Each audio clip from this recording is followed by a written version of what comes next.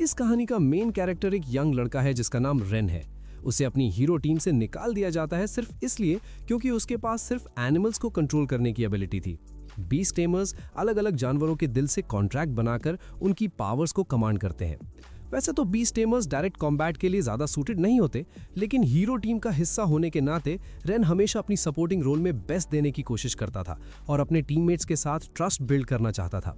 पर अनएक्सपेक्टेडली उसे टीम से बाहर निकाल दिया गया क्योंकि उन्हें लगा वो बिल्कुल यूजलेस है। पहले तो रेन को लगा शायद कोई प्रैंक चल रहा हो, लेकिन एरियोस, आगोस, लिन और मीना के कंटेम्प्ट भरे लुक्स ने सब क्लियर कर दिया। उनके इंसल्टिंग वर्ड सुनकर रेन शॉक हो जाता है जब वो उसे बर्डन कह देते हैं, सिर्फ इसलिए क्योंकि रेन एनिमीज को डैमेज नहीं दे सकता था और अक्सर टीममेट्स के लिए ट्रबल बन जाता था। उसे कभी इमेजिन भी नहीं हुआ था कि सबकी नज़र में वो बस एक यूजलेस इंसान बन चुका है। उसके हाथ कांपने लगते हैं, चेहरा डार्क हो जाता है और वो अपना क्लोक उतारते हुए टीममेट्स की स्कॉर्नफुल लाफ्टर के बीच वहां से चला जाता है। रेन एक जगह बैठकर टूट सा जाता है, अपनी पूरी जर्नी के बारे में सोचता हुआ। मिशंस के दौरान उसे हमेशा जज किया गया क्योंकि वो सिर्फ एक बीस्ट टेमर था जो और कुछ नहीं कर सकता। जब रेन को समझ नहीं आता कि अब क्या करें, तब अचानक कुछ बच्चे उसके इर्द गिर्द आ जाते हैं और हीरो होने के बारे में एक्साइटेड होते हुए उससे सवाल करने लगते हैं। रेन थोड़ा हिचकिचाता है, उसे नहीं पता होता कैसे जवाब दे, लेकिन बच्चे इतने एक्साइटेड होते हैं उसे परफॉर्म करते देखने के लिए कि वो खड़ा हो जाता है और एक ईगल के साथ कॉन्ट्रैक्ट बनाकर उन्हें दिखाता है। उसके बाद रेन को पता चलता है कि यहाँ लोग हीरो ग्रुप को ऑर्डिनरी लोगों से भी ज्यादा बुरा समझते हैं।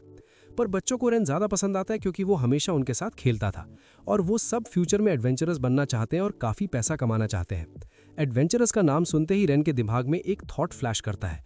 एडवेंचरस वो लोग होते हैं जो पेमेंट के बदले कमीशंस एक्सेप्ट करते हैं। तुरंत ही रेन एडवेंचरस गिल्ड की तरफ भागता है। वहां उसकी मुलाकात एक रिसेप्शनिस्ट से होती है जिसका नाम नैटली है। वो एडवेंचरस टेस्ट के बारे में बताने ही वाली होती है कि रेन उससे रिक्वेस्ट करता है कि वो एडवेंचरस के बारे में डिटेल में समझा दे। क्योंकि एरियो की पार्टी हमेशा एडवेंचरस को नीचा दिखाती थी, इसलिए रेन ने कभी उनके बारे में ज्यादा इंटरेक्ट नहीं किया था। रेन की सीरियसनेस देखकर नैटली थोड़ी सरप्राइज्ड हो जाती है और बताती है कि इस बेसिक टेस्ट के लिए काफी कैंडिडेट्स आते हैं। फिर वो रेन को सब कुछ डिटेल में एक्सप्लेन करना शुरू करती है।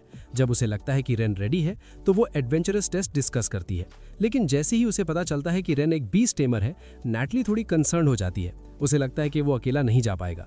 उसके वर्ड्स फिर से रेन के दिल को वैसे ही चुभते हैं जैसे उसके टीममेट्स ने चुभाए थे। फिर भी रेन खुद को संभाल लेता है और पहले टेस्ट के लिए ट्राई करता है, जिसमें उसे 10 गॉब्लिन्स को डिफीट करना होता है और 20 बंडल्स ऑफ हर्ब्स कलेक्ट करने होते हैं। अपनी बीस्ट टेमर स्किल्स की वजह से वो जल्द ही सब 10 गॉब्लिन्स लोकेट कर लेता है और एफ रैंक मिशन कंप्लीट कर देता है। तभी अचानक दूर से एक स्क्रीम सुनाई देती है। रेन भागकर वहां पहुंचता है और देखता है कि एक लड़की को एक असैसिन टाइगर ने घेर रखा है। उसकी छोटी सी ब्लेड टाइगर के लिए बस स्क्रैच जैसी होती है। जब टाइगर का फोकस रेन पर होता है, वो लड़की को चिल्लाता है कि जल्दी भागो। उस वक्त ना तो आसपास कोई एनिमल होता है जिसे वो टेम कर सके और ना ही कोई पावरफुल वेपन। वो सोच ही रहा होता है कि क्या करे, तब अचानक टाइगर के पीछे से एक लड़की अपीयर होती है। वो डजन्स ऑफ मीटर्स ऊपर जंप करके टाइगर के बैक पर एक जोरदार ब्लो मारती है जिससे वो बैडली इंजर्ड हो जाता है। एक ही स्ट्राइक में एनिमी को डिफीट करने के बाद वो थोड़ी शाय होकर पलटती है और टाइगर के ऊपर बैठ जाती है। ये पिंक हेड लड़की जिसमें एक नोबल ऑरा होता है, उसका नाम कनित था। उसे देखकर रेन समझ जाता है कि वो स्पिरिट कैट क्लैन से है। ये क्लैन सबसे पावरफुल क्लैन्स में माना जाता है और स्पिरिट कैट क्लैन तो सबसे रेयर होता है। तभी अचानक लड़की थककर गिर पड़ती है। रेन तुरंत भागकर उसे पकड़ लेता है और सोचता है कि शायद वो इंजर्ड हो गई हो, पर जब वो उसके कान के पास झुककर सुनता है तो उसे पता चलता है कि वो बस भूखी है। इसलिए रेन अपना खाना उसके साथ शेयर करता है। वो उसे खाते हुए देखकर वहीं बैठा रह जाता है, जैसे उसकी आंखों को यकीन ही नहीं हो रहा कि वो रियल है, क्योंकि कहा जाता था कि स्पिरिट कैट क्लैन एक्सटिंक्शन के एज पर है, even among the strongest clans. कनित बताती है कि उसने कई दिनों से कुछ नहीं खाया था।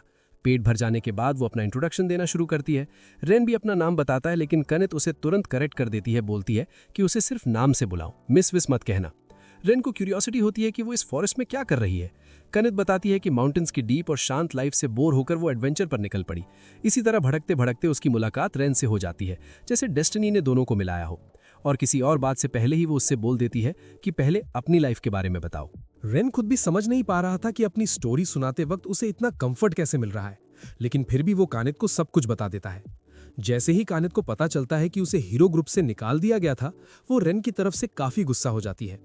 रेन को अंदर से बहुत अच्छा लगता है कि कोई तो है जो उसे समझ रहा है। कानित उन लोगों पर काफी अपसेट थी जिन्होंने उसे बाहर निकाला, लेकिन जब उसने देखा कि रेन खुद उस बात को लेकर ज्यादा नहीं सोच रहा, तो वो भी उसे छोड़ देने का डिसाइड कर लेती है। थोड़ा ऑकवर्ड होते हुए भी रेन अचानक उसके सर पर हाथ रखकर थैंक्स कह देता है और सरप्राइजिंगली कानित को ये काफी पसंद आता है।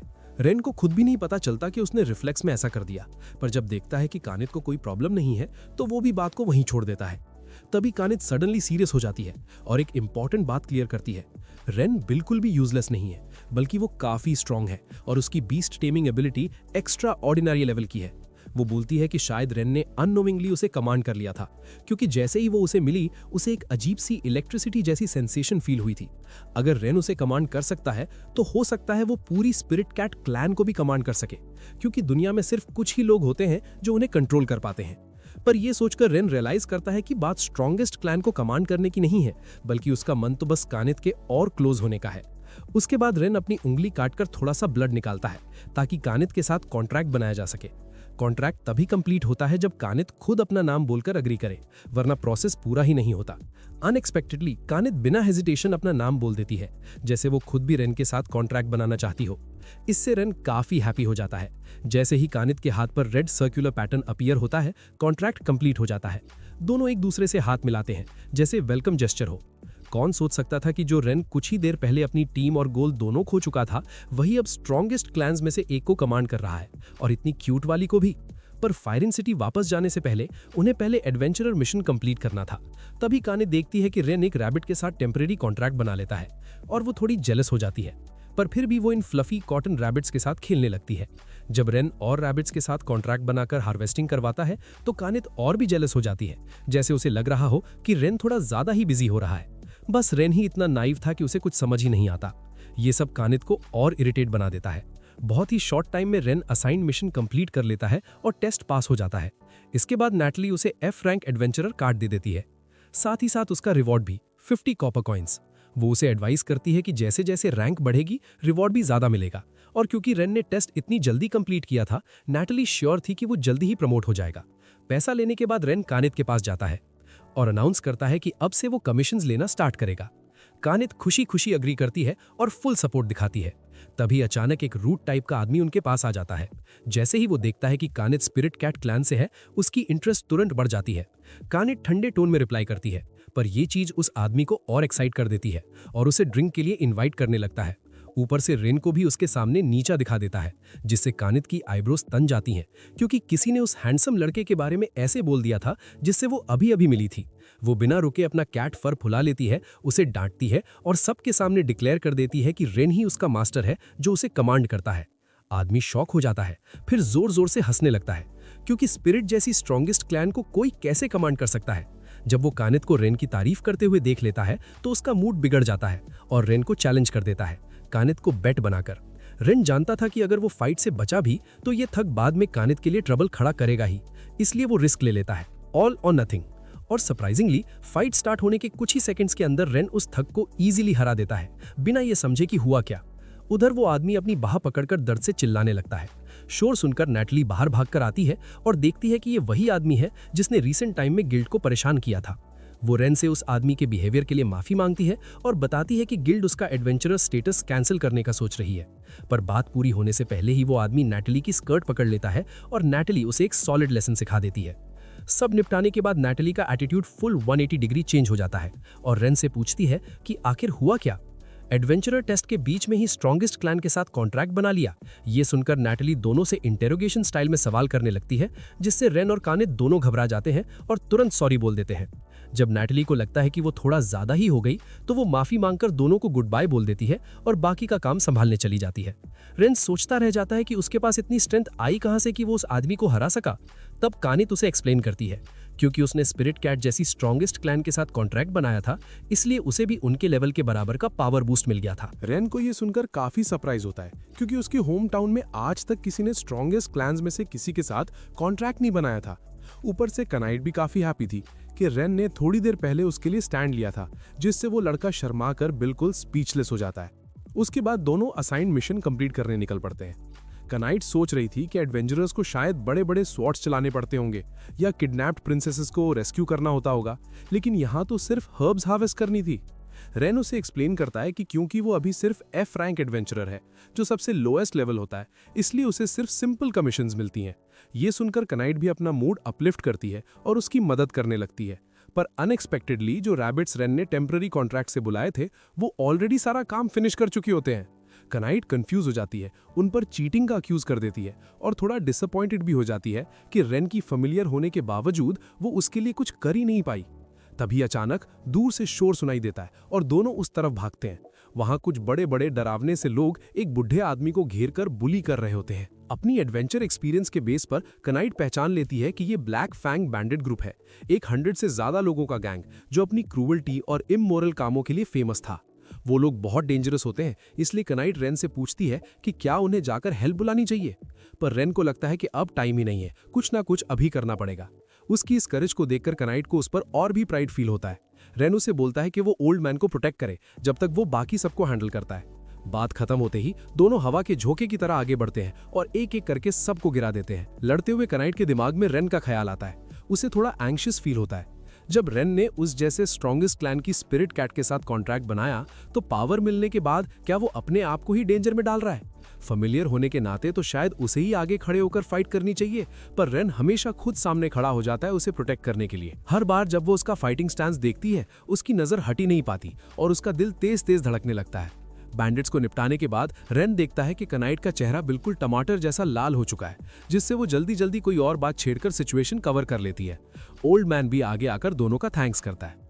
रेन को क्यूरियोसिटी होती है कि एक मर्चेंट होने के बावजूद उसके पास कोई गार्ड्स क्यों नहीं थे। बुढ़ा बताता है कि उसने हायर किए थे, पर ट्रबल आते ही वो भाग गए। साथ ही वो वार्न करता है कि ब्लैक फैंग्स अपने लोगों का बदला लेने जरूर वापस आएंगे, इसलिए रेन को केयरफुल रहना चाहिए। वो सोच रहा था कि रेन डरकर पीछे हट जाएगा, पर उल्टा रेन तो उनके लेयर तक जाकर सबको पकड़ने की बात कर देता है। उसे पता था कि ये लोग वायलेंट और रिवेंज ड्रिवन होते हैं और अगर इन्हें रोका नहीं गया तो टाउन के मर्चेंट्स ही इनके नेक्स्ट विक्टिम्स बनेंगे। एक छोटी सी स्क्विरल की मदद से रेन उनका हाइड आउट भी लोकेट कर लेता है। इधर कनाइट खुद को लेकर थोड़ा डिसअपॉइंटेड फील करती है। इतनी स्ट्रॉन्ग फेमिलियर होने के बाद भी वो कुछ नहीं कर पाई, पर फिर वो खुद को संभाल लेती है और रेन से उसका नेक्स्ट प्लान पूछती है।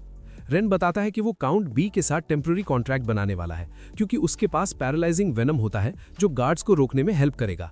ये सुनकर कनाइट और भी शॉक हो जाती है, क्योंकि बीस तो इंसेक्ट्स होते हैं, तो रेन उन्हें कैसे कमांड करेगा। इस पर रेन उसे एक्सप्लेन करता है कि अपने होम टाउन में उसने इंसेक्ट टेमिंग की ट्रेनिंग भी ली थी, जो बीस टेमिंग का ही एक ब्रांच होता है। ये सुनकर कनाइट रेन के टैलेंट की और भी एडमायरर बन जाती है। जब भी उसके बारे में कोई नई बात निकलती है वो हमेशा एस्टॉनिशिंग होती है। उसके बाद रेन कनाइट से कहता है कि वो टाउन जाकर रीइंफोर्समेंट्स बुला लाए। ये सुनकर कनाइट फिर से सरप्राइज हो जाती है, क्योंकि पहली बार उसे कोई ऐसा काम मिला था जिसमें वो ट्रूली सपोर्ट कर सकती हो। फिर भी वो ऑप्टिमिस्टिक होकर अग्री कर लेती है और नाइट स्क्वाड्रन को बुलाने निकल पड़ती है। ये स्टेट रन ग्रुप होता है जो सिटीज और टाउन्स को प्रोटेक्ट करता है। जैसे ही कनाइट निकलती है काउंट 20 पूरी तरह असेंबल हो जाते हैं और रेन उन पर टेम्परेरी कॉन्ट्रैक्ट यूज करना स्टार्ट कर देता है। उधर लिन और मीना का ग्रुप बैंडिट से बचने के लिए जान लगाकर भाग रहा था। वो लॉस्ट फॉरेस्ट कॉन्कर करने से पहले थोड़ा पैसा कमाना चाहते थे, इसलिए उन्होंने एक कमीशन लिया था जो फेल नहीं हो सकता था। अगर पहले पता होता कि सब इतना मैसी हो जाएगा तो वो एरियोस और एगस से मिलने ही चले जाते, वो ज्यादा सेफ होता। गुस्से में लिन उस बीस टेमर को ब्लेम करती है जो उनके साथ था और सबसे पहले भाग गया। उसने पहले ही बोला था कि वो सिर्फ 20 टेमर है, इसलिए कॉम्बैट के लिए सूटेबल नहीं है। इसी बात पर लिन रेन का नाम लेती है, कहती है कि चाहे वो यूजलेस ही क्यों ना हो, पर फ्रंट लाइन पर लड़ना तो जानता था और एक साथ कई एनिमल्स को टेम भी कर लेता था। ये सुनकर वो 20 टेमर शॉक हो जाता है, क्योंकि नॉर्मली उन जैसे लोग एक टाइम पर 2 भी टेम नहीं कर पाते, 10 तो दूर की बात है। अगर ज्यादा को कमांड करो तो नर्व्स ही फ्राई हो जाती हैं। फिर भी लिन थोड़ा डाउट करती है, क्योंकि उसने खुद रेन को देखा था जो डजन्स ऑफ एनिमल्स को बिल्कुल काम फेस के साथ कमांड कर रहा था।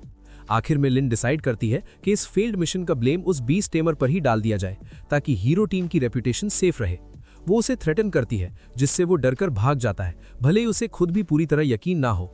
मीना को भी लगता है कि उस आदमी की बातें काफी हद तक रेन जैसी ही साउंड कर रही थी। पर लिन अभी भी ये मानने को तैयार नहीं थी कि रेन कोई एक्स्ट्रॉर्डिनरी एबिलिटी वाला बंदा हो सकता है। उधर काउंट 20 के वेनम से बैंडिट्स पूरी तरह पैरालाइज हो चुके थे और कनित भी बिल्कुल टाइम पर लोगों को ले आई थी। लेकिन ये नाइट स्क्वाड्रन नहीं, बल्कि उस जैसे नॉर्मल एडवेंचरर्स ही थे। सब लोग शॉक में थे कि रेन ने पूरे ब्लैक फैंग गैंग को चैलेंज कर दिया। सब कुछ स्मूथ चल रहा था, तभी अचानक गेट के पीछे से एक जबरदस्त रोर सुनाई देता है। वहां से निकलता है डीमन लिजर्ड किंग, एक रैंक सी लेवल का मॉन्स्टर, जिसे बैंडिट्स ने पहले से ही इस मोमेंट के लिए टेम करके रखा था। लिजर्ड किंग बर्जर्क हो जाता है, अपनी टेल से सबको इधर उधर उछाल देता है। रेन हवा में जंप करता है और सीधा उस पर पंच जमा देता है। तुरंत कनित भी फॉलोअप करते हुए उसके जबड़े पर एक पावरफुल ब्लो मार देती है। रेन सबको बाहर इवैक्यूएट करने को बोलता है और खुद कनित के साथ अंदर रुककर फाइट करता है। ऐसे मोमेंट्स उसे याद दिला देते हैं जब वो एरियस के ग्रुप में था, जहां लोग सोचते थे कि वो कुछ नहीं कर सकता, पर अब वो डिफरेंट था। और सबसे बड़ी बात, उसके साथ कनित थी। बाहर खड़े लोग टेंशन में दोनों की सेफ्टी के लिए प्रे कर रहे होते हैं, और थोड़ी देर बाद जब दोनों सही सलामत सबके सामने खड़े होते हैं तो सबको रिलीफ मिलता है। इस सिचुएशन में लगता है जैसे रेन को फाइनली रिकग्निशन मिल रही हो, उस हीरो टीम से निकाले जाने के बाद जहां उसे यूजलेस कहा गया था। और सबसे ऊपर, सिर्फ कनित के साथ होना ही उसे फील कराता है जैसे वो कुछ भी कर सकता हो। सच ही तो है, जब लाइफ में गर्ल आ जाती है तो सब कुछ थोड़ा डिफरेंट लगने लगता है। काफी दिन आउटडोर में सोने के बाद वो दोनों फाइनली एक रूम रेंट करते हैं। कनित उस सॉफ्ट बेड से काफी प्लीज्ड होती है, पर रेन तब शॉक हो जाता है जब स्टाफ उन्हें एक ही रूम शेयर करने भेज देता है। रेन शुरू से ही अलग अलग रूम्स लेना चाहता था, ना कि एक ही रूम में 2 बेड्स के साथ इस कैट गर्ल के साथ रहना। वो तो इतना सीरियस हो जाता है कि बाहर सोने की ऑफर तक कर देता है, जिसे कनित सरप्राइज हो जाती है। वो उसे खींचकर वापस लाती है क्योंकि रूम ऑलरेडी पूरे वीक के लिए बुक हो चुका होता है। रेन उसे एक्सप्लेन करता है कि लड़के लड़की एक ही रूम में नहीं सोते। पहले तो कनित डिनाई कर देती है, कहती है उसे कोई प्रॉब्लम नहीं है रेन के साथ रूम शेयर करने में, पर फिर थोड़ा ब्लश करते हुए ऑकवर्डली बोलती है कि बस वो कोई इनअप्रोप्रिएट काम ना करे तो सब ठीक है। इस पर रेन एक फुल लेक्चर दे देता है, लाइफ प्रिंसिपल्स, ट्रस्ट इश्यूज, और ये तक बोल देता है कि किसी पर भी अंधा भरोसा नहीं करना चाहिए, खुद पर भी नहीं, क्योंकि अभी अभी मिले हैं और एक दूसरे को जानते तक नहीं।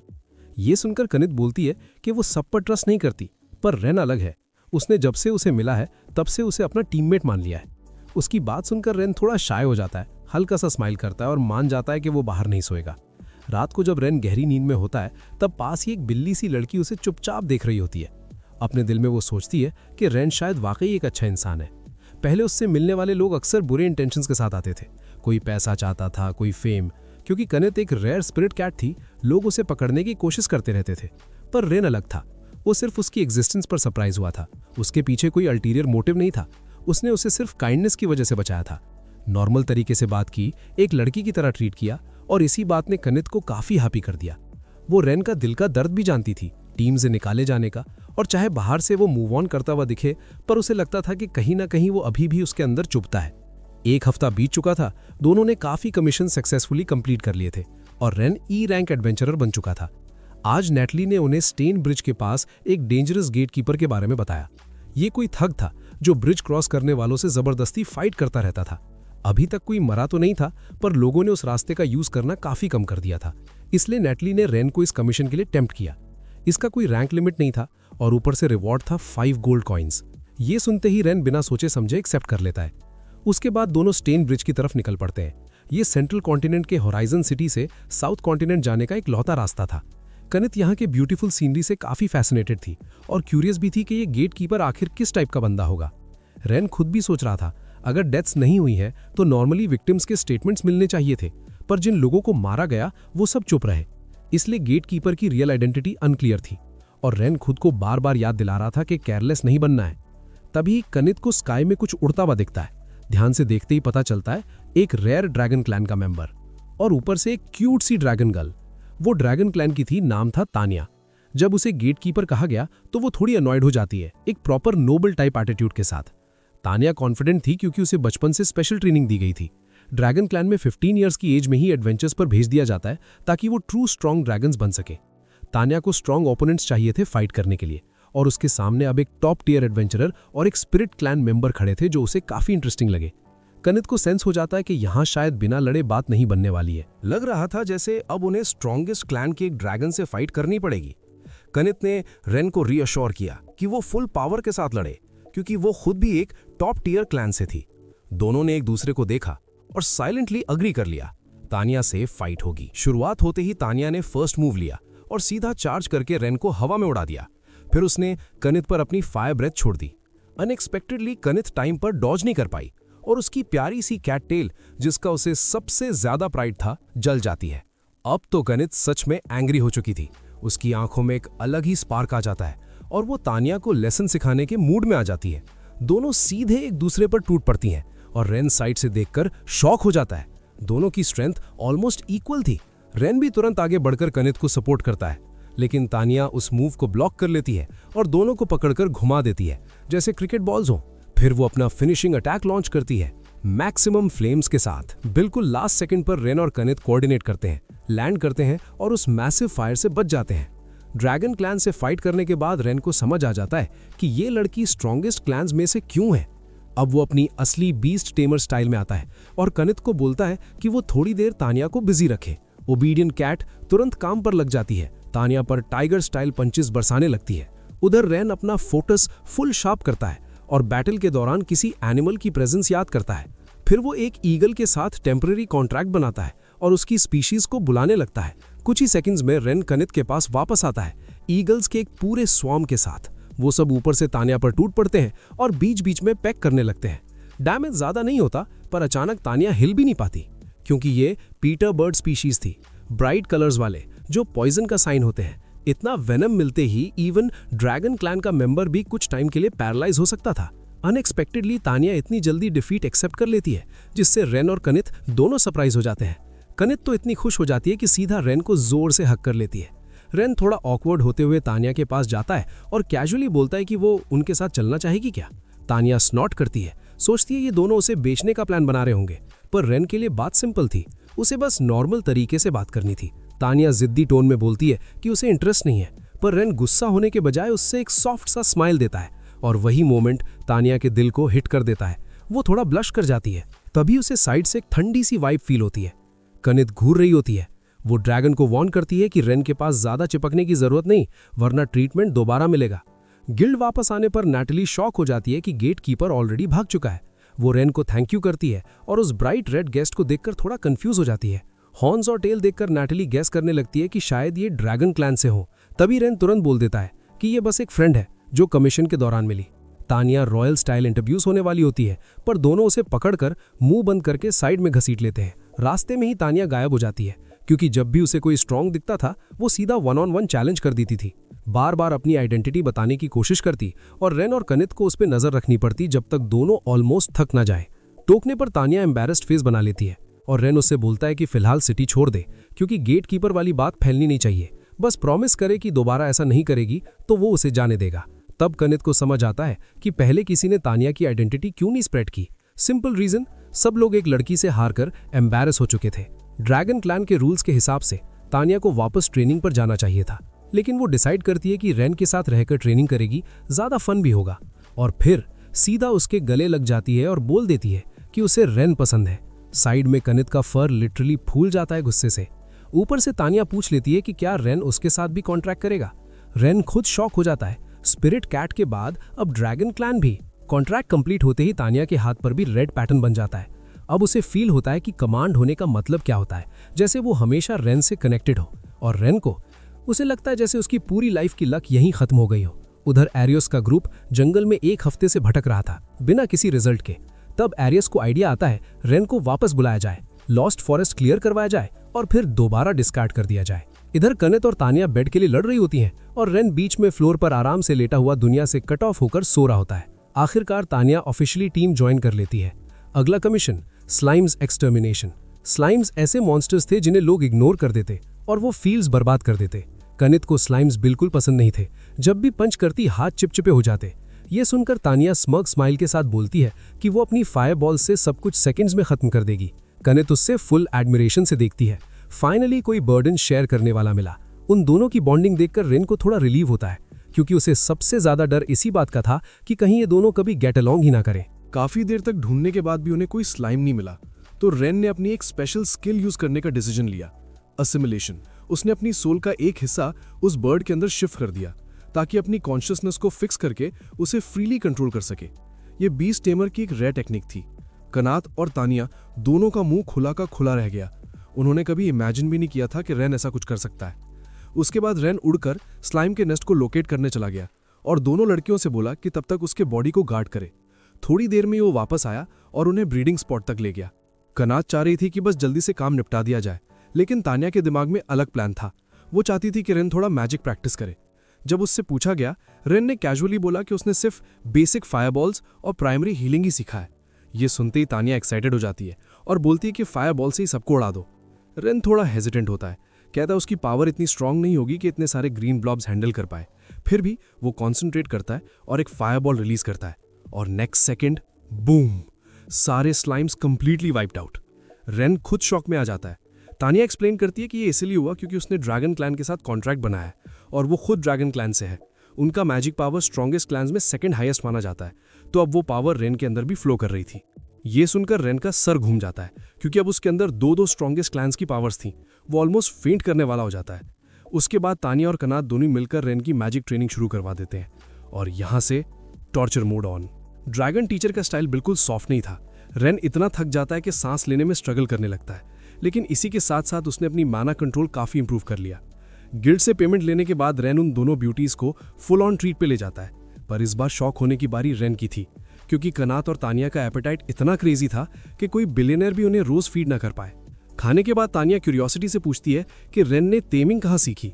रेन थोड़ा ऑकवर्ड हो जाता है, उसे लगता है ये कोई एक्साइटिंग स्टोरी नहीं है। फिर भी वो बोलना शुरू करता है। उसका होम टाउन एक छोटा सा विलेज था जहां मोस्टली बीस्ट टेमर्स रहते थे। उसके पेरेंट्स भी बीस्ट टेमर्स थे, इसलिए बचपन से ही रेन नेचुरली टेमिंग सीखने लगा। इंसेक्ट टेमिंग जो उसने कनात को दिखाई थी वो भी वहीं से सीखी थी। विलेज छोटा और नेमलेस था, पर कभी एक अच्छी जगह हुआ करता था। अब वो एग्जिस्ट ही नहीं करता। ये सुनकर तानिया और कनात दोनों थोड़ा गिल्टी फील करती हैं, पर वो सच में रेन के बारे में और जानना चाहती थी। शुरू में रेन हेजिटेंट होता है, फिर सोचता है अब तो ये उसकी टीममेट्स है, और बोल देता है। वो तब सिर्फ 12 साल का था। उस दिन उसके पेरेंट्स बिजी थे, तो उसने विलेज के एज पर अकेला ट्रेनिंग की। शाम तक प्रैक्टिस करता रहा, और जब अंधेरा होने लगा तो उसने देखा कि आसमान अजीब तरह से लाल हो रहा है। दिल घबरा गया। वो पूरी स्पीड से विलेज की तरफ भागा, पर जब पहुंचा तो सब खत्म हो चुका था। पूरा विलेज मॉन्स्टर अटैक की वजह से जल रहा था, और सिर्फ रेन ही जिंदा बचा था।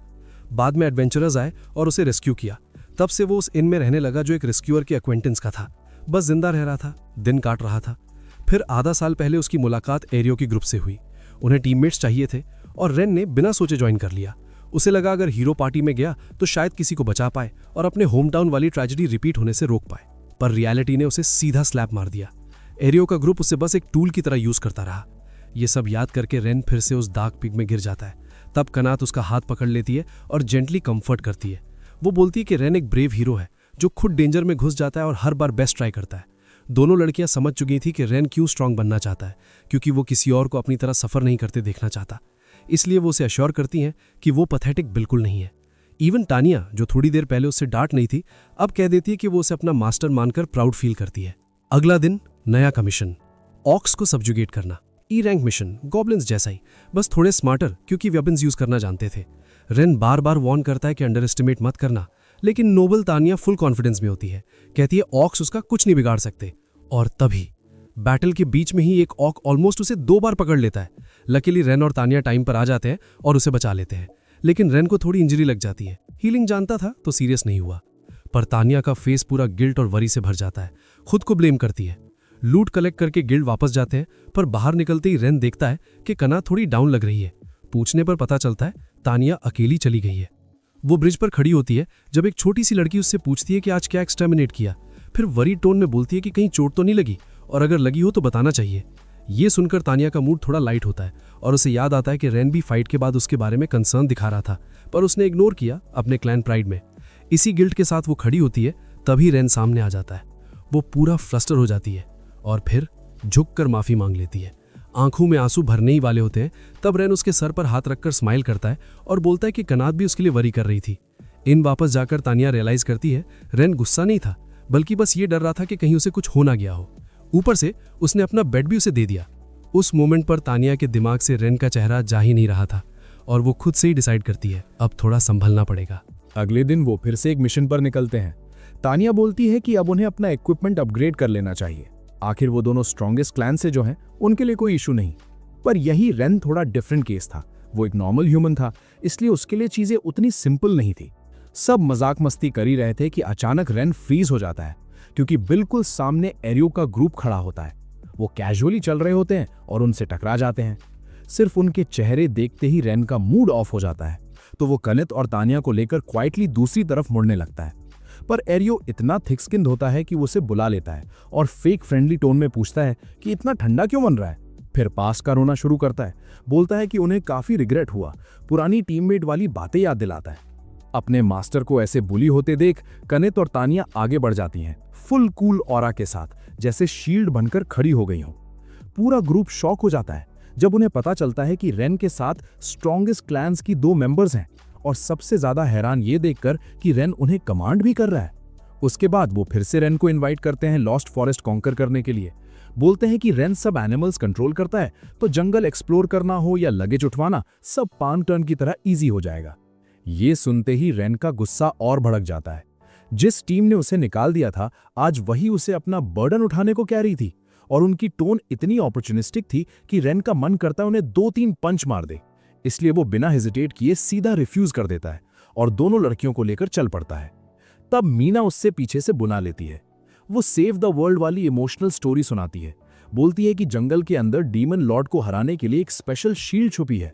अगर वो शील्ड नहीं मिला तो डीमन लॉर्ड को रोकना इम्पॉसिबल होगा और मॉन्स्टर्स पूरी दुनिया में फैल जाएंगे। पावरफुल लोग तो लड़ सकते हैं, पर नॉर्मल लोग नहीं। ये बात रेन के दिल पर लग जाती है। उसके दिमाग में अपना जला हुआ विलेज फ्लैश हो जाता है। वो लाल आसमान, जलती हुई घर बार, उसकी काइंडनेस उसे फिर से हरा देती है और वो एरियो के ग्रुप के साथ चलने के लिए मान जाता है। पर वेलकम तो दूर, वो लोग उसे नीचा दिखाते हैं, जैसे सोच रहे हो कि वो इन 2 ब्यूटीफुल गर्ल्स को भी मैनिपुलेट कर लेंगे। कनित और तानिया क्लियरली हैप्पी नहीं होती, पर क्योंकि उनके मास्टर ने डिसाइड कर लिया था, वो चुप रहती हैं। हाँ, लेकिन एक वार्निंग के साथ। दोनों बोल देती हैं कि ग्रुप को रेन से प्रॉपरली माफी मांगनी पड़ेगी, चाहे घुटनों पर बैठकर सर झुकाना पड़े। मजबूरी में एरियो का ग्रुप झुकता तो है, पर अंदर ही अंदर जल रहा होता है। एरियो गुस्से में चिल्लाता है। पूरा ग्रुप अपने आप को बिल्कुल सही मानता है। फिर एरियो आगे बढ़ता है, रेन का कॉलर पकड़ता है और चिल्लाता है कि उसे अपने पेट्स को ट्रेन करना नहीं आता। बस यहीं रेन का फ्यूज उड़ जाता है। कनित और तानिया को पेट्स बोलना उसके लिए अनएक्सेप्टेबल था। वो सीधा पंच मार के एरियो को गिरा देता है। रेन की आंखें थोड़ी डार्क हो जाती हैं। वो कोल्ड वॉइस में वार्न करता है कि अगर उन्होंने उसके टीममेट्स को टच किया तो रिजल्ट बुरा होगा। गिरते पड़ते एरियो खड़ा होता है और रेन को डुएल के लिए प्रवोक करता है। डिसाइड होता है कनित और तानिया बाकी मेंबर संभालेंगी और रेन खुद एरियो से लड़ेगा। फर्स्ट मैच होता है अगीस वर्सेस कनित। कनित ऑलरेडी बॉइलिंग होती है। रेन के लिए माफी बुलवानी ही थी उसे। वो स्टॉर्म की तरह चार्ज करती है। अगीस मुश्किल से ब्लॉक कर पाता है।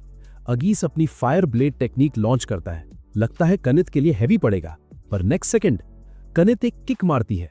अगीस फ्रीज हो जाता है। वो बोलती है कि लगता है वो अपनी फुल स्ट्रेंथ यूज कर चुका है, इसलिए अब वो सिर्फ हाफ पावर से फाइट करेगी। अगीस का फेस ब्लैंक हो जाता है। क्यूट सी लड़की और बोल रही है हाफ पावर। उसके हाथ पैर कांपने लगते हैं और फिर कनित मोमेंटम लेकर सीधा उड़ती हुई आती है और एक ऐसा किक मारती है कि अगीस खून उगलता हुआ सीधा ट्री में जा लगता है। दूसरी साइड तानिया बाकी 2 वीकलिंग्स को हैंडल कर रही होती है। सिर्फ फिंगर स्नैप और उनकी मैजिक वैनिश। उनके स्टंट चेहरे देखकर तानिया हंस पड़ती है, जैसे हार्वेस्ट सीजन आ गया हो। वो दोनों फिर से कंबाइंड मैजिक ट्राई करते हैं। स्नैप फिर से गायब, क्योंकि उनकी स्पेल्स का उस पर कोई इफेक्ट नहीं हो रहा था। जब कुछ काम नहीं आता तो वो तानिया को लिजर्ड कहकर इंसल्ट करना शुरू कर देते हैं, पर हर बार स्नैप मैजिक वाइप्ड रिपीट होता रहता है। आखिर दोनों की हिम्मत टूट जाती है और तानिया के सामने गिर पड़ते हैं। नॉर्मली तानिया वीक को बुली नहीं करती, पर जब बात उसके मास्टर की हो तो लेसन जरूर मिलता है। आसमान धीरे धीरे डार्क क्लाउड से भर जाता है। वो दोनों इतने डर जाते हैं कि ऑलमोस्ट बेहोश होने वाले होते हैं। उन्हें लगता है अब तो गया काम, पर तानिया बस डरा रही होती है। वो एक्चुअली कुछ नहीं करती, क्योंकि उसे डर होता है कि कहीं रेन उसे डांट न दे, इसलिए वो दोनों को छोड़ देती है। बैटल के शुरू होते ही एरियोस ने रेन को इंसल्ट किया, लेकिन रेन गुस्सा नहीं हुआ, बस सीधा आगे बढ़कर स्ट्राइक कर दिया और यहीं से रियल फाइट स्टार्ट होती है। रेन क्लियरली फील करता है कि वो एक हीरो से लड़ रहा है और ऑनेस्टली वो एरियोस की स्वॉर्ड्समैनशिप को काफी रिस्पेक्ट करता है। पर कुछ ही मोमेंट्स में रेन फिर से अपनी बीस्ट टेमर वाली रिदम में आ जाता है।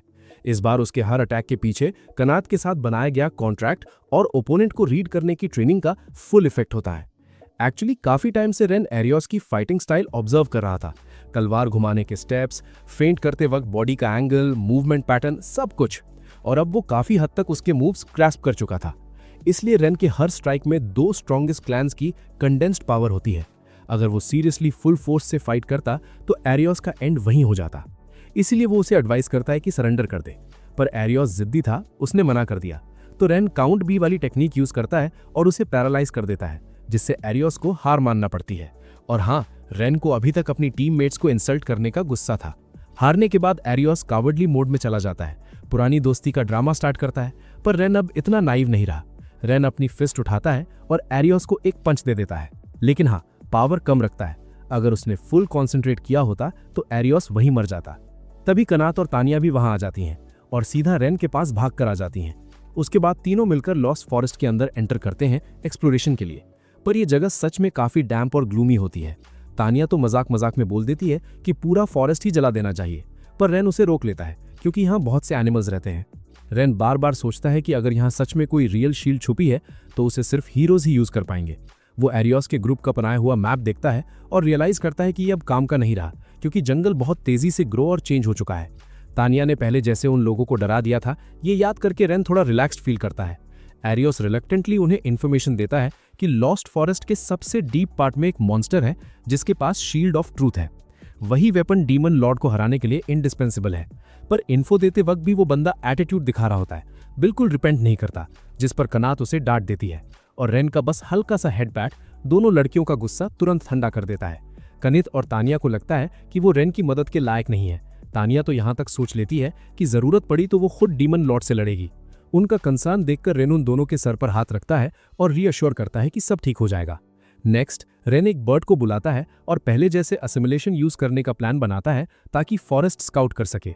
कनित और तानिया पीछे रहकर उसका बॉडीगार्ड करने वाली होती हैं। आसमान से उड़ते हुए रेन एक हिडन पाथ डिस्कवर करता है, बहुत नैरो, पर लगता है फॉरेस्ट के सबसे अंदर तक जा रहा हो। वो वापस आकर दोनों को गाइड करता है, पर चाहे जितना भी आगे बढ़ते हैं वो बार बार उसी मार्कर के पास लौट आते हैं जो उन्होंने पहले वे बैक के लिए लगाया था। तीनों काफी डिसअपॉइंटेड हो जाते हैं। कनित बोलती है शायद रॉन्ग पाथ ले लिया हो, पर रेन कहता है कि उसने तो बर्ड्स के फ्लॉक को फॉलो किया था, अगर सिर्फ वो होता तो लॉस्ट होना नॉर्मल था, पर सबके सब ऐसे घूम फिरकर सेम जगह आ रहे हैं, ये ऑड है। तानिया भी अग्री करती है और बोलती है कि फॉरेस्ट के साथ कोई ट्रिक चल रही है। तब तानिया एक मैजिक सर्कल क्रिएट करती है और उन्हें करेक्ट डायरेक्शन की तरफ ले जाती है। उसने परफेक्टली गेस किया होता है कि एक ट्री के सेंटर पर इल्यूजन मैजिक कास्ट की गई है, इसी वजह से वो सब भटक रहे थे। तानिया का एक्सप्लेनेशन सुनते सुनते कनित पूरी तरह स्टन्ड हो जाती है। तानिया कनित को असाइन करती है कि वो उस ट्री को कट करे क्योंकि उस पर मैजिक एन्चांटमेंट है, उसे हटाने से रास्ता क्लियर हो जाएगा। पर रेन सोचता है कि क्या बिना ट्री काटे बैरियर तोड़ने का कोई और वे है। तानिया सेंस करती है कि बैरियर काफी स्ट्रांग है, इम्पॉसिबल नहीं पर काफी टाइम लगेगा। कनित पंच मारने के लिए रेडी हो रही होती है, तभी हवा से एक आवाज आती है उन्हें वहां से निकल जाने को कहती हुई, और ट्री के अंदर से एक व्हाइट हेड गर्ल अपीयर होती है जिसका नाम है सोरा। रेन तुरंत पहचान लेता है ये स्पिरिट क्लैन से है। कनित और तानिया की तरह वो भी स्ट्रॉन्गेस्ट क्लैन्स में से एक है और एक हाई लेवल मैजिक एक्सपर्ट जिसका मैना ड्रैगन क्लैन से भी ज्यादा होता है। पर 200 साल पहले स्पिरिट क्लैन ने ह्यूमंस से खुद को हाइड कर लिया था। उनके लिए ह्यूमंस का फॉरेस्ट काटना बिल्कुल नेचुरल एनिमी जैसा था। इसी वजह से दोनों साइड्स के बीच कॉन्फ्लिक्ट हुआ और स्पिरिट क्लैन ने रिमोट एरियाज में छुपना चूज किया। तब से वो ह्यूमंस को पसंद नहीं करते। रेन अभी ग्रीट करने के लिए मुंह खोलता ही है और सोरा सीधा उन्हें भगा देती है। वो लड़की तो इतनी सीरियस हो चुकी थी कि उन्हें अपनी पावर से एलिमिनेट करने का प्लान बना रही थी, और ये देखकर तीनों के तीनों घबरा जाते हैं, literally tail between legs mode में भागने को रेडी। पर उन्हें एक बात अजीब लगती है, वो उन पर अटैक क्यों कर रही है। नॉर्मली तो स्पिरिट क्लैन का नाम ही पीस लविंग रेस के लिए जाना जाता है। रेन को भी शुरू से ही उसका बिहेवियर स्ट्रेंज लग रहा था। उसे लगता है शायद वजह वो बैरियर है जिसके पास वो लोग आ गए थे। फिर रेन एक और चीज सोचता है, अगर स्पिरिट क्लैन ह्यूमन से इतनी नफरत करता है तो क्या वो मॉन्स्टर्स के साथ कोऑपरेट करेगा।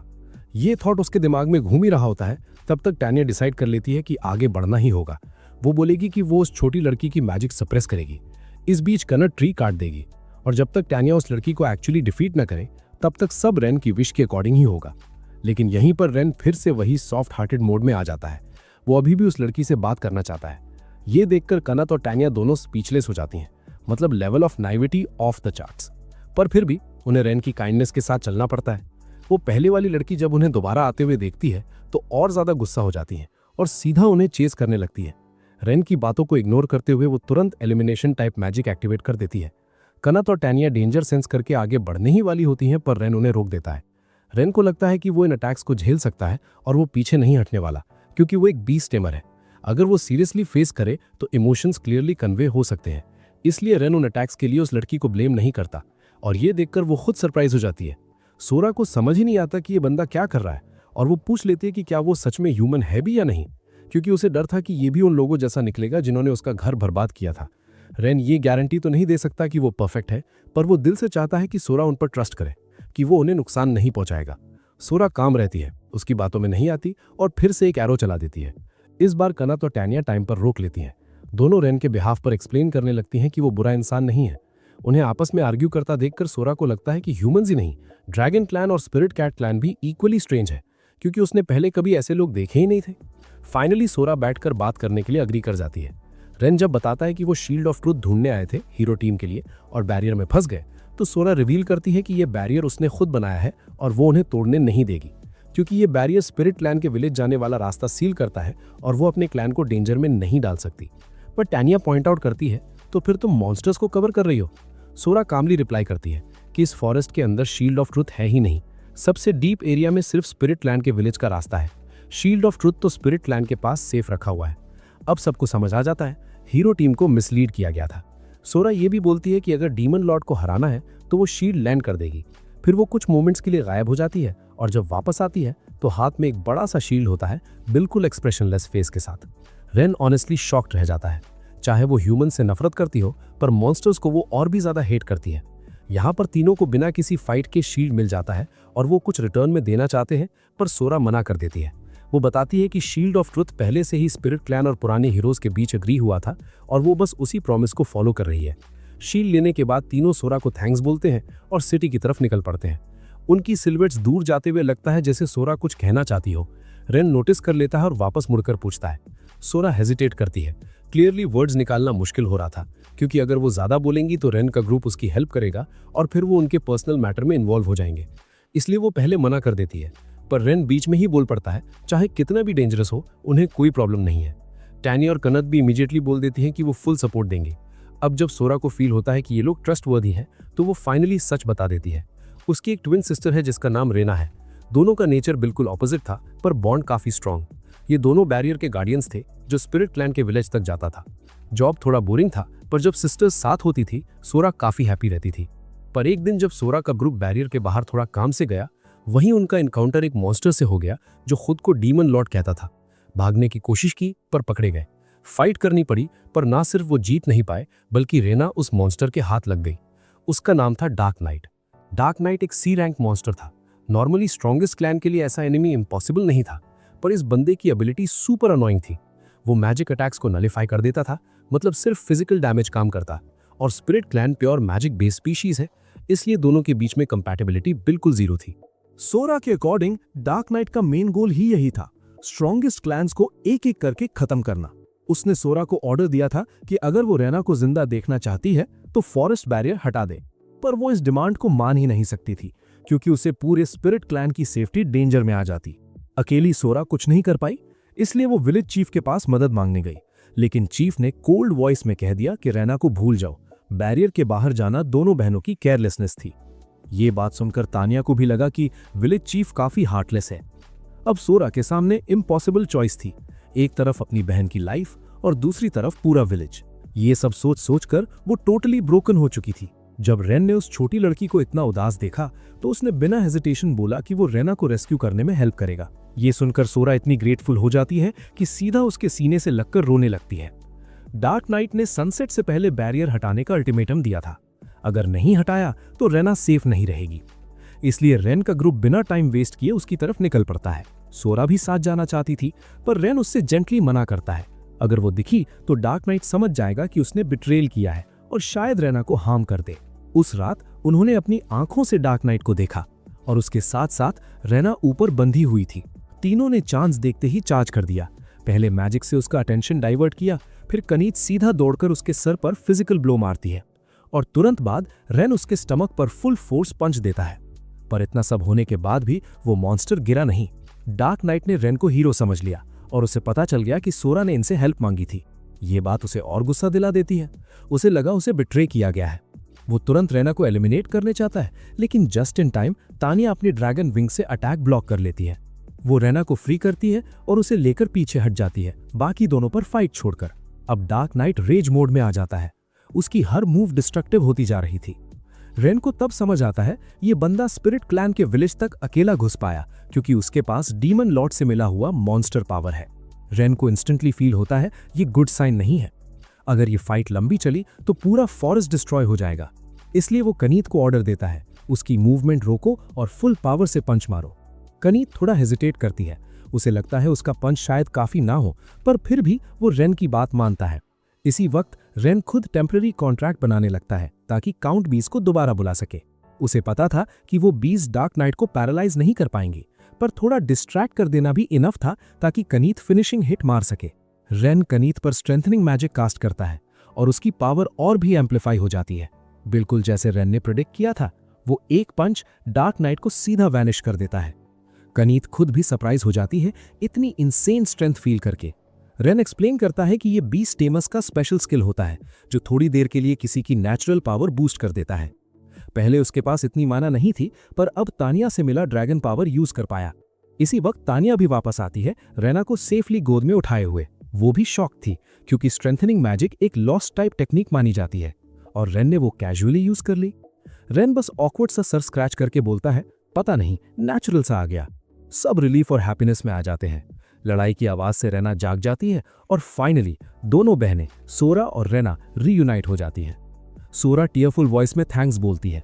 अगर रेन का ग्रुप ना होता तो रेना को क्या क्या सहना पड़ता वो सोच भी नहीं सकती थी। पर यह सब बस रेन के इमेजिनेशन में था। रियलिटी में तो दोनों बहनें नॉर्मल हो जाती हैं, फिर से आगे और बिकर करते हुए। रेन को लगता है फेसेस सेम हो सकते हैं, पर पर्सनालिटीज बिल्कुल हेवन एंड अर्थ डिफरेंस वाली हैं। फिर वो डिसाइड करती है कि वो यहाँ गार्ड बनकर नहीं रहना चाहती। सोरा तो स्पेशली उन लोगों के साथ रहना नहीं चाहती थी जो उसकी बहन को अबैंडन करने को रेडी थे। दोनों आउटसाइड वर्ल्ड देखना चाहती थी, सिर्फ फॉरेस्ट में बंद रहकर नहीं। ये सुनकर कनीत उन्हें इन्वाइट करती है रेन के ग्रुप के साथ ट्रैवल करने के लिए। तानिया को भी कोई ऑब्जेक्शन नहीं होता। रेन थोड़ा वरिड होता है कि ह्यूमन पार्टी के साथ वो कंफर्टेबल रहेंगी या नहीं, पर सोरा शाइली बोलती है, क्या उसने नहीं कहा था कि ह्यूमंस में गुड और बैड दोनों होते हैं? बाकी लोग कैसे हैं उसे नहीं पता, पर रेन के साथ वो एडवेंचर पे जाना चाहती है। ये सुनकर रेन भी स्माइल करता है और उनका वेलकम कर लेता है। फिर दोनों बहनें भी डिमांड करती हैं कनीत और तानिया जैसे कॉन्ट्रैक्ट बनाने की। स्पिरिट क्लैन को कमांड करना रेन के लिए थोड़ा ट्रिकी लगता है क्योंकि हर स्पीशीज का स्ट्रक्चर अलग होता है। बेसिक टेमिंग मेथड यूज हो सकता था, पर स्पिरिट क्लैन उसके लिए नेक्स्ट लेवल चैलेंज था। फिर भी रेन फोकस करके कॉन्ट्रैक्ट मैजिक एक्टिवेट करता है और ट्राई करता है कि सोरा और रेना दोनों को एक साथ बाइंड करें। काफी मुश्किल के बाद कॉन्ट्रैक्ट सक्सेसफुल हो जाता है, लेकिन स्ट्रॉन्गेस्ट क्लैंस के साथ डबल कॉन्ट्रैक्ट बनाना उसे काफी ड्रेन कर देता है और रेन थककर वहीं गिर जाता है। लकीली दोनों बहनें सोरा ने रेन को संभाल लिया। ये सीन देखकर कनित और तानिया थोड़ी जेलस हो जाती हैं। कमीशन कंप्लीट करने के बाद रेन खुद हीरो ग्रुप के पास जाता है। वो शील्ड ऑफ ट्रूथ ऊपर उठाता है और ये देखकर सब लोग शॉक रह जाते हैं। एरियोस अभी भी इरिटेटेड था क्योंकि रेन ने सिर्फ 2 दिन में काम निपटा दिया, जबकि उन्होंने पूरा 1 हफ्ता लगा दिया और फिर भी फेल हो गए। उसे तो ये तक लगा कि शील्ड फेक है। रेन ज्यादा आर्ग्यू नहीं करता, बस कहता है खुद वेरीफाई कर लो। मीना शील्ड पर मैजिक वेरिफिकेशन करती है और प्रूव हो जाता है कि वो 100% जेन्युइन है। एरियोस फिर भी मान नहीं पाता। तब उसकी नजर 2 नए चेहरों पर पड़ती है और वो क्यूरियस हो जाता है। रेन तुरंत उसके आगे खड़ा हो जाता है और कहता है उनकी तरफ ध्यान मत दो। लकीली रेन ने पहले ही उन दोनों को विंग्स हाइड करने को बोल दिया था, क्योंकि अगर पता चल जाता कि स्पिरिट क्लैन के लोग ह्यूमन टाउन में आए हैं तो पूरा शहर हिला जाता। उसके बाद रेन अपनी पेमेंट डिमांड करता है। कमीशन कंप्लीट होने के बाद रेन अपने मन में डिसाइड कर लेता है कि वो फ्यूचर में इस ग्रुप से कभी इन्वॉल्व नहीं होगा। तब अचानक एगिस रेन को बुला लेता है और पूछता है क्या वो टीम में वापस आना चाहेगा। ये सुनते ही एरियोस भड़क जाता है और एगिस को डांट देता है। एगिस बोलता है सबको मिलकर सोचना चाहिए। रीसेंट इवेंट्स देखकर क्लियरली पता चलता है कि रेन का सपोर्ट कितना इंपॉर्टेंट है। थोड़ी देर डिस्कशन होती है और कोई अपोज नहीं करता। फिर एगिस वापस रेन के पास जाता है और बोलता है कि वो उसकी रेम्यूनरेशन और ट्रीटमेंट इंप्रूव करेंगे और फिर से उसे टीममेट के रूप में वेलकम करना चाहते हैं। लेकिन जब वो कैजुअली बोल देता है कि पास्ट पर मत जाओ, रेन 1 सेकंड के लिए रुक जाता है। उसे फील होता है ये लोग बिल्कुल नहीं बदले। रेन को लगता है वो कितना स्टूपिड था। इसी मोमेंट पर कनित का ग्रुप आगे बढ़ता है और रेन का मोराल बूस्ट करता है। कनित अपना हाथ आगे बढ़ाकर कहती है हम यहीं हैं। जब रेन थोड़ा हेजिटेट करता है, एगिस फिर ट्राई करता है, बोलता है अगर डीमन लॉर्ड को हरा दिया तो स्टेटस, फेम और ढेर सारा पैसा मिलेगा। पर रेन के लिए ये सब मैटर ही नहीं करता। उसे चाहिए सिर्फ रियल टीममेट्स, और ये लोग अभी भी वैसे के वैसे ही थे और जो वो चाहता था वो ऑलरेडी उसके पास था। एरियोस का ग्रुप जब उसे कन्विंस नहीं कर पाता तो फ्रस्ट्रेशन में कर्स करने लगता है।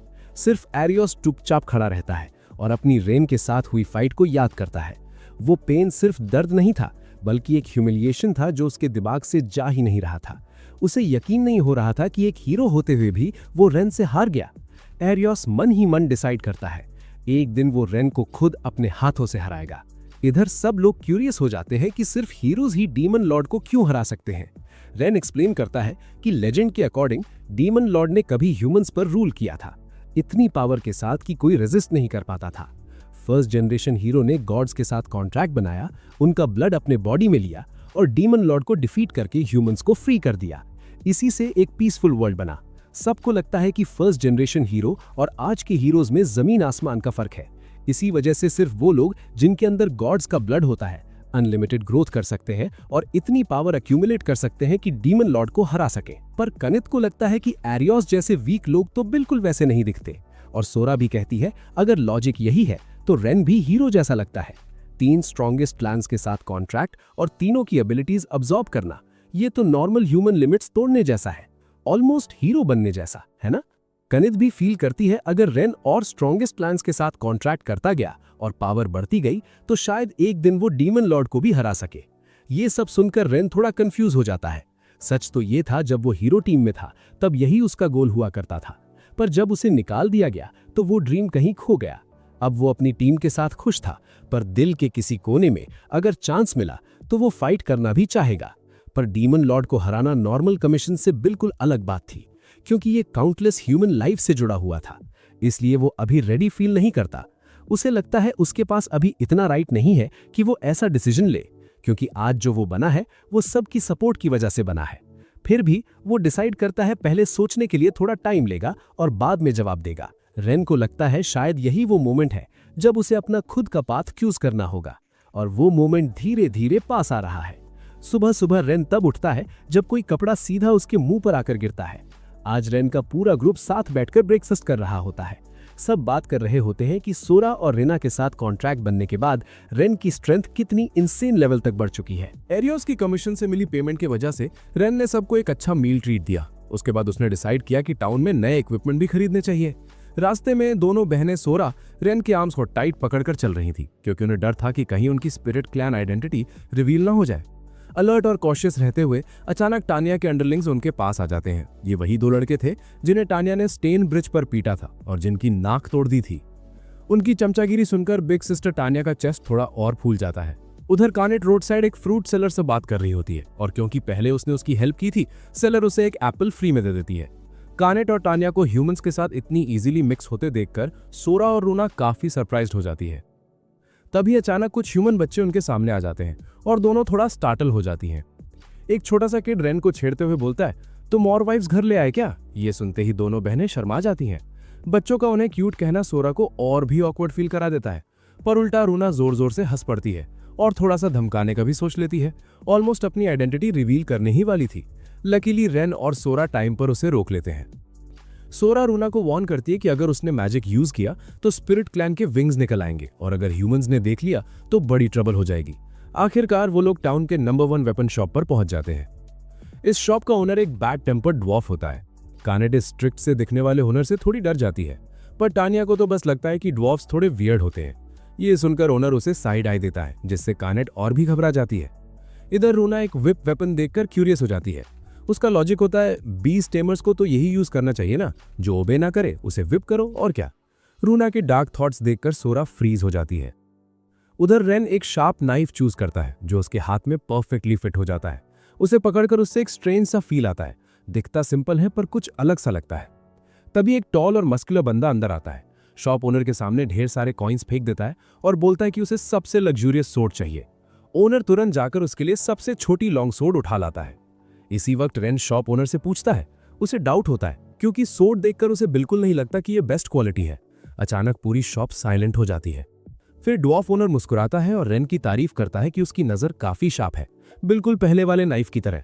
यहाँ रखे ज्यादातर वेपन्स वो अपने फ्री टाइम में बनाता है, मतलब वो कस्टमर से एक्स्ट्रा चार्ज कर रहा था। ये सुनकर सोरा ड्वार्फ को दोबारा इवैल्यूएट करने लगती है। ओनर इन किड्स की बातों से थोड़ा अनॉयड होता है, इसलिए अपनी प्राइस्ड कलेक्शन दिखाने लगता है। रेन को वंडर होता है, इतनी एक्स्ट्रा ऑर्डिनरी चीजें बना सकता है फिर भी लोगों को टेस्ट कर रहा है। ड्वार्फ सिर्फ इतना कहता है कि ये एक छोटा सा टेस्ट होता है। आजकल ज्यादातर कस्टमर सिर्फ पैसा फेंक देते हैं और हाई एंड वेपन मांगते हैं, बिना ये सोचे कि कौन सा उनके लिए सूट करता है। वो वेपन्स जिन्हें उसने दिल से क्राफ्ट किया होता है, लोग थोड़े टाइम बाद नए मॉडल आते ही फेंक देते हैं। ये सोच उसे बहुत फ्रस्ट्रेट करती है। एक ब्लैकस्मिथ के लिए उसके प्रोडक्ट्स उसके बच्चों जैसे होते हैं। तब अचानक टानिया कहीं से आकर ओनर के पास भागती है और बोलती है कि वो उसकी फीलिंग्स को परफेक्टली समझती है। यह सुनकर ड्वार्फ काफी हैप्पी हो जाता है। थोड़ी देर बात करने के बाद ओनर रेन को पसंद कर लेता है और अग्री कर लेता है कि वो उसके लिए एक हाई एंड वेपन स्पेशली बनाएगा, पर एक कंडीशन होती है, उसके पास मटेरियल्स नहीं थे। ये सुनते ही सब लोग एक सेकंड के लिए फ्रीज हो जाते हैं। उसके बाद रेन का ग्रुप गिल्ड वापस लौट आता है। आज वहां काफी क्राउड लगा होता है। क्यूरियस होकर कानेट सिस्टर नैटली के पास जाती है और पता चलता है कि हीरो एरियोस यहाँ डीमन लॉर्ड को हराने के लिए सपोर्टिंग मेंबर्स रिक्रूट कर रहा है। ये नाम सुनते ही रेन का फेस थोड़ा सीरियस हो जाता है, पर वो नहीं चाहता कि कानेट और टानिया वरी करें, इसलिए उनके हेड्स पर हल्का सा टैप करता है और बोलता है सब ठीक है। इसी वक्त नाटली स्पिरिट क्लैन की दोनों बहनों को नोटिस कर लेती है और ग्रीट करती है। सोरा तुरंत रेन के पीछे छुप जाती है और शाय टोन में अपना इंट्रो देती है, पर रूना कॉन्फिडेंट होते हुए आगे खड़ी होती है और अपना फुल नेम क्लियरली बता देती है। जब नैटली उनके रिलेशनशिप के बारे में पूछती है, रूना एक डार्क सा आंसर दे देती है, जिससे नैटली गलत समझ लेती है कि रेन ने छोटे बच्चों पर हाथ उठाया है। रेन को तुरंत पैनिक मोड में आकर क्लैरिफाई करना पड़ता है। उसके बाद रेन नैटली के पास एक कमीशन रिक्वेस्ट सबमिट करता है। इस रिक्वेस्ट में लिखा होता है, mister gas weapon shop owner के कहने पर मिडरान माइन की इन्वेस्टिगेशन करनी है। टानिया के अकॉर्डिंग मिडरान से बने वेपन्स इतने इंसेन क्वालिटी के होते हैं कि उन्हें जिंदगी भर यूज किया जा सकता है। वैसे तो ये काफी रेयर था, लेकिन उसके एंसेस्टर्स ने ये माइन उसे दीवार में दी थी, इसी वजह से मटेरियल्स की कभी कमी नहीं होती थी। लेकिन रिसेंटली मिडरान ओर का कहीं भी ट्रेस नहीं मिल रहा था। रेन को नहीं लगा कि माइन पूरी तरह एग्जॉस्ट हो गई होगी, क्योंकि अगर मिनरल्स धीरे धीरे खत्म होते तो आउटपुट भी ग्रेजुअली कम होता। पर यह अचानक गायब हो जाना, उसे लगता है कि प्रॉब्लम सीधे माइन के अंदर से ही स्टार्ट हुई होगी। उसे बोलने की भी जरूरत नहीं पड़ी। कनाट और टानिया ऑलरेडी समझ चुकी थी कि वो क्या करना चाहता है, इसलिए रेन ने ओनर को सजेस्ट किया कि उन्हें माइन इन्वेस्टिगेट करने दे। मिस्टर गैंस ने जब रेन की आंखों में पैशन और ट्रस्ट देखा तो वो तुरंत मांग गया। पेमेंट का टॉपिक आया तो रेन ने बोला उसे पैसा नहीं चाहिए, बस जो वेपन्स वो ड्वार्फ क्राफ्ट करेगा उनमें से कुछ वो खुद रखना चाहता है। ये सुनकर ओनर काफी सरप्राइज हो गया और खुशी खुशी एग्री कर लिया। उसके बाद ग्रुप निकल पड़ा। आज माइन तक का रास्ता काफी पास था, इसलिए सबको फील हो रहा था जैसे पिकनिक पर जा रहे हो। पर उल्टा सोरा और रूना पीछे ही हाँप रही थी, थकी हुई, चक्कर खा रही थी और लग रहा था बस अब गिर ही जाएंगी। थोड़ी देर रेस्ट करना पड़ा। वेदर काफी गर्म था। लकीली उनके सामने ही एक कूल सा लेक था। इतना टेम्पटिंग लग रहा था कि दोनों बहनें रेन से रिक्वेस्ट करने लगी कि उन्हें पानी में थोड़ा सोक करने दे। रेन अभी इंस्ट्रक्शंस देने ही वाला था कि कनाट ऑलरेडी अपने कपड़े उतारने लग गई। थैंकफुली टानिया ने टाइम पर उसे रोक लिया। सेफ्टी के लिए रेन ने एक स्क्विरल के साथ टेम्परेरी कॉन्ट्रैक्ट बना लिया, ताकि अगर कोई डेंजर हो तो वो तुरंत कनाट के ग्रुप को सिग्नल दे सके। और रेन खुद थोड़ी देर के लिए शॉर्ट नैप लेने वाला था। उधर लेक में दोनों छोटी बहनें पानी में मस्ती कर रही थी, जब अचानक वो अजीब सी पोज बनाकर लेग स्प्रेड करने लगती हैं। कनाट और टानिया कंफ्यूज हो जाती हैं। पूछने पर पता चलता है कि वो जानना चाहती हैं कि उनका चेस्ट इतना बड़ा कैसे हुआ। कनाट और टानिया बस हंसी मजाक में बोल देती हैं कि टाइम के साथ सब ग्रो हो जाता है। सब टीजिंग और फन चल ही रहा होता है कि तब पानी के अंदर कुछ कनाट को छू जाता है। वो जोर से चिल्ला पड़ती है। इधर रेन जो सो रहा था एकदम से उठकर स्प्रिंट करता हुआ आ जाता है, देखने के लिए क्या हुआ। पर असल में रूना ने बस अपना हाथ फिश के साथ डिप करके कनाट को डरा दिया था। रेन को ऐसे अचानक देखकर सब थोड़ा शॉक हो जाते हैं और वो शर्मा के फेस साइड में घुमा लेता है। अगला ही सेकंड उसे सिस्टर्स के सामने फॉर्मली अपोलोजाइज करना पड़ता है। अनएक्सपेक्टेडली कनाट और तानिया बिल्कुल भी गुस्सा नहीं होती, उल्टा वो काफी हैप्पी होती हैं क्योंकि रेन उनकी स्क्रीम सुनकर तुरंत भाग आया था उनकी फिक्र में। सिस्टर से माफी मिलते ही रेन का मूड भी फ्रेश हो जाता है और वो रिलैक्स्ड सा स्माइल कर देता है। आखिर काफी मुश्किलों के बाद सब लोग मिडरन माइन तक पहुंच जाते हैं। वहां एक जगह छुपकर ऑब्जर्वेशन करते हैं। रेन के हिसाब से ये जगह इलीगल माइनिंग का हब लग रही थी और जो बर्ड ऊपर आसमान में चक्कर काट रहा था वो क्लियरली अपने मास्टर को सिग्नल दे रहा था। और जैसे ही उसने सोचा वैसे ही कुछ देर बाद इलीगल माइनर्स को किसी की प्रेजेंस का पता चल गया और वो गुस्से में बाहर निकल आए। रेन समझ गया कि अब उन्हें भी सामने आकर कन्फ्रंट करना पड़ेगा। उसने सिस्टर्स से बोला थोड़ा इजी रहना, पर इजी रहना मतलब सबको एक ही शॉट में अनकॉन्शियस कर देना। इस वजह से रेन उनसे कोई इंटेरोगेशन ही नहीं कर पाया। तब सोरा ने सडनली सजेस्ट किया कि वो मैजिक से उनकी मेमोरीज देख सकती है। दोनों बहनें मिलकर उनके दिमाग में झांकती हैं और पता चलता है कि रेन का गेस बिल्कुल करेक्ट था। उन्हें इमेजेस दिखती हैं जहां ये लोग इलीगल माइनिंग कर रहे थे और ये सब एडवेंचरर्स ही थे। हेल्प करने के बाद दोनों छोटी बहनें रिवॉर्ड के तौर पर हेड पैड डिमांड करती हैं, बिल्कुल कनित और तानिया की तरह। मजबूरन रेन भी दोनों के सर पर हाथ रखकर पैट कर देता है, जिससे वो काफी हैप्पी हो जाती हैं। अब उनका नेक्स्ट स्टेप था माइन के अंदर इन्फिल्ट्रेट करना। रेन उन्हें मेंटली प्रिपेयर रहने को बोलता है क्योंकि उनकी आइडेंटिटीज रिवील हो सकती हैं और एनिमी उन्हें स्काई से ऑब्जर्व कर रहा है। उसे पूरा यकीन था कि सामने वाली साइड पर भी कोई बीस्ट टेमर मौजूद है। जैसे ही वो माइन के अंदर घुसते हैं एक मैजिक फायरबॉल सीधे उनकी तरफ आ जाता है। लकीली सोरा और रूना आगे खड़ी होती हैं और उस अटैक को ब्लॉक कर लेती हैं। दोनों बहनें सोच रही होती हैं कि जल्दी से सब निपटा दें ताकि रेन फिर से उनके हेड्स पैट करे। तानिया और कनित भी तुरंत ज्वाइन कर लेती हैं उनकी हेल्प के लिए, और जो एक बंदा बचा होता है उसे हैंडल करने की जिम्मेदारी रेन अपने ऊपर लेता है। इल्लीगल माइनिंग करने के बाद भी वो आदमी सरेंडर नहीं करता, नाइफ निकालकर रेन पर झपट्टा मारता है, पर फिर भी नॉकआउट हो जाता है। फिर भी वो हार नहीं मानता और एक रैंक बी मॉन्स्टर बेहिमत समन कर देता है। तानिया का ग्रुप तुरंत समझ जाता है ये बंदा मॉन्स्टर टेमर है। नॉर्मली मॉन्स्टर्स को टेम करना काफी ज्यादा एडवांस टेक्निक और मैजिक पावर मांगता है। वो बोलता है कि ये मॉन्स्टर उसे न्यू बॉर्न स्टेज से मिला था और उसने इसे खुद पाला था, इसलिए ये उस पर हॉस्टाइल नहीं होता। बेहिमत ऑर्डर मिलते ही रेन पर चार्ज कर देता है। उसकी पावर इतनी ज्यादा होती है कि सबको लगता है माइन कोलैप्स हो जाएगी। फाइट के बीच रेन सिग्नल देता है कि बाकी लोगों को पहले बाहर ले जाया जाए। बाहर तानिया सिचुएशन संभालेगी और कनित वापस अंदर जाकर रेन को सपोर्ट करेगी। रेन कनित को ऑर्डर देता है कि पहले उस आदमी को न्यूट्रलाइज करो, जबकि वो खुद बेहिमत से डील करेगा, क्योंकि मॉन्स्टर उसके कमांड्स पर ही एक्ट कर रहा था। वैसे भी अगर उस आदमी को पकड़ लिया जाए तो मॉन्स्टर को रोकना ज्यादा फास्ट हो जाता। बेहिमत के अटैक्स हैवी जरूर थे, पर पैटर्न्स सिंपल थे। रेन ने उसकी मूवमेंट्स क्लियरली रीड कर ली थी, इसलिए वो कोई सॉलिड हिट नहीं लगा पा रहा था। लेकिन अगर जल्दी खत्म ना हुआ तो माइन ज्यादा देर तक टिक नहीं पाएगी। उधर कनित ने फाइनली उस आदमी को चुप करवा दिया। इसी मोमेंट पर रेन के दिमाग में एक आइडिया आता है, पर उसे डाउट होता है कि वो कर पाएगा या नहीं। तब उसके दिमाग में कनित के एनकरेजिंग वर्ड्स एको करते हैं और वो डिसाइड करता है कि खुद पर बिलीव करेगा और सबको डाउन नहीं होने देगा। रेन ने बेहिमत को सक्सेसफुली टेम कर लिया और उसका कंट्रोल अपने हाथ में ले लिया। उसने उस आदमी का डोमिनियन ओवरराइड कर दिया। नॉर्मली किसी और बीस्ट टेमर का कंट्रोल छीनना इम्पॉसिबल होता है, पर रेन ने सोचा अगर उसके पास वैसी ही पावर है जैसे सब कहते हैं तो शायद ये पॉसिबल हो। वो आदमी अभी भी एक्सेप्ट नहीं कर पा रहा था कि बेहिमत उसके हाथ से निकल चुका है, इसलिए उसने दोबारा अपनी कमांड फोर्स करने की कोशिश की, लेकिन उल्टा बेहिमत ने उस पर ही अटैक कर दिया। डेंजर के मोमेंट में रेन ने तुरंत फायरबॉल से बेहिमत को नॉकआउट कर दिया। आदमी हैरान था कि वो कैसे फेल हो गया। रेन उसे समझाता है कि मॉन्स्टर्स और ह्यूमंस के बीच चाहे टेमिंग हो, हॉस्टिलिटी कंप्लीटली खत्म नहीं होती। मॉन्स्टर ने उसके अंदर का हेट्रेड सेंस कर लिया और इसी वजह से वो आउट ऑफ कंट्रोल हो गया, इसलिए रेन को बीच में इंटरवीन करना पड़ा। इल्लीगल माइनिंग ग्रुप की स्टोरी सुनकर एक और शॉकिंग बात सामने आती है। सब लोगों ने मिस्टर गैन से वेपन्स खरीदे थे। वो वही फेक वेपन्स थे जो ड्वार्फ ओनर ने आइडल टाइम में बनाकर बेच दिए थे। जब उन्हें ये पता चला तो उन्होंने रिवेंज के लिए मिडरन चुराना शुरू कर दिया, ताकि मिस्टर गैन्स दोबारा वेपन्स फोर्ज ही ना कर सकें। जब मिस्टर गैन्स को यह सब बताया जाता है तो वो काफी डिस्टर्ब हो जाता है। उसे अपनी गलती का एहसास होता है कि उसने कस्टमर्स और वेपन्स दोनों के साथ डिसऑनेस्ट टेस्ट किया था। रेन उससे आर्ग्यू नहीं करता, बल्कि शांत रहकर उसके हाथ पर हाथ रखता है और बोलता है कि बस गलती सुधार लो। हर कोई गलती करता है, बस रियलाइज करके करेक्ट करना ही इंपॉर्टेंट होता है। वो एडवाइस देता है कि पहले जैसे पूरे दिल से हर वेपन क्राफ्ट करो, बस वही काफी होगा। मिस्टर गैन्स इतनी उम्र में एक बच्चे से लेक्चर सुन रहा था, पर उसे गुस्सा नहीं आया।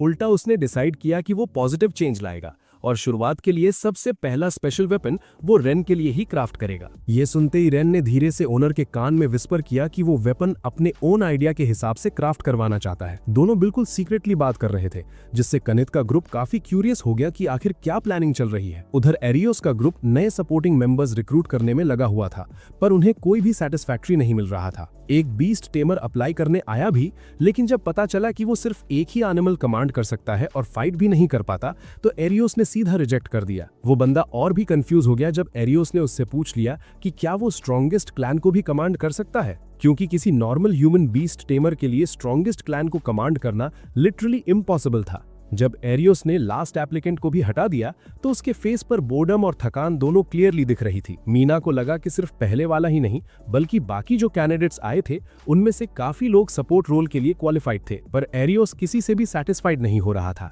और हर किसी का कंपैरिजन रेन से कर रहा था। मीना को टेंशन होने लगी कि अगर ऐसे ही चलता रहा तो उनका जर्नी आगे बढ़ ही नहीं पाएगा और डीमन लॉर्ड को डिफीट करना बस एक डिस्टेंट ड्रीम बनकर रह जाएगा। इसीलिए वो एरियोस के पास जाकर बोली कि उसके सिलेक्शन स्टैंडर्ड्स थोड़े ज्यादा स्ट्रिक्ट हो गए हैं, पर उसने सीधा उसे रीबफ कर दिया। एक्चुअली रेन के जाने के बाद जो फ्रस्ट्रेशन थी वो ऑटोमेटिकली मीना पर निकल रही थी। डिससैटिस्फाइड होने के बावजूद मीना ने दांत पीसकर सब टॉलरेट किया, सिर्फ इसलिए क्योंकि ये गॉड्स के सर्वेंट कमीशन था। ये कहकर एरियोस ने मीना को रेस्ट करने भेज दिया। जाते वक्त मीना ने उसे एडवाइस किया कि ज्यादा स्ट्रेस ना ले क्योंकि उसका मिशन पूरी दुनिया को सेव करना है, पर एरियोस के लिए प्रायोरिटी कुछ और ही थी। वर्ल्ड सेव करने से पहले उसका पहला गोल था किसी भी तरह रेन को एलिमिनेट करना। अगले दिन रेन गिल्ड आता है और नैटली से पूछता है कि मिस्टर गैंस के माइन में इलीगल माइनिंग करने वालों का क्या हुआ। नैटली रिवील करती है कि उनकी एडवेंचरर स्टेटस रिवोक कर दी गई है और अब उन्हें फोर्स्ड लेबर करनी पड़ेगी। इलीगल माइनिंग और मॉन्स्टर्स रेज करना दोनों ही काफी सीरियस क्राइम्स थे, इसलिए उसके हिसाब से ये बिल्कुल प्रॉपर पनिशमेंट थी। रेन थोड़ा डिजेक्टेड सा फेस लेकर बाहर निकलता है और ये सब सोरा और रूना को बताता है। उसके बाद रेन दोनों बहनों को फूड मार्केट घुमाने ले जाता है और उनके लिए 2 टेस्टी हॉट डॉग्स खरीदता है। इतने डिलिशियस थे कि दोनों ने बस कुछ सेकंड्स में ही फिनिश कर दिए और फिर रिग्रेट करने लगी कि और नहीं लिए। तब रूना ने रेन से पूछा कि जब से उसने उन दोनों के साथ कॉन्ट्रैक्ट बनाया है उसकी एबिलिटीज में क्या चेंज आया है, क्योंकि कनित से उसे फिजिकल पावर मिली थी और तानिया से एनहांसमेंट मैजिक। इसलिए दोनों जानना चाहती थी कि स्पिरिट क्लैन के साथ कॉन्ट्रैक्ट के बाद क्या नया मिला। दोनों बच्चियां काफी ईगर थी आंसर के लिए, पर ऑनेस्टली रेन खुद श्योर नहीं था कि उसमें कुछ स्पेशल आया भी है या नहीं। उसका ठंडा सा जवाब सुनकर दोनों बहनें पैनिक और कंफ्यूजन में चली जाती हैं।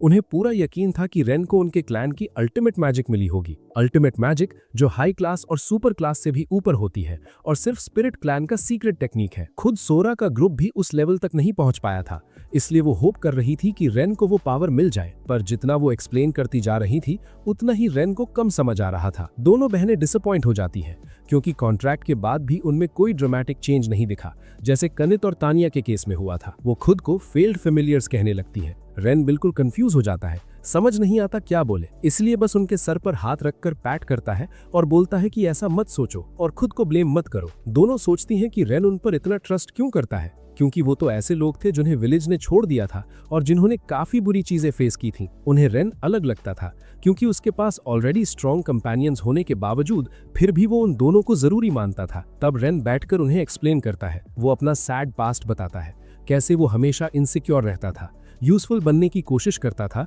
फिर भी टीम से निकाल दिया गया। उस एक्सपीरियंस से उसने ये सीखा कि वो उन लोगों के साथ ट्रस्ट बिल्ड करना चाहता है जिनके साथ वो चलना चाहे, और उसमें सोरा और रूना भी शामिल है, चाहे कॉन्ट्रैक्ट हो या ना हो। ये सुनकर दोनों छोटी बहनें काफी ऑप्टिमिस्टिक हो जाती हैं और रेन को भी रिलीफ मिलता है। चलते चलते अचानक एक ब्लॉन्ड ट्रबल मेकर उनके सामने आ जाता है।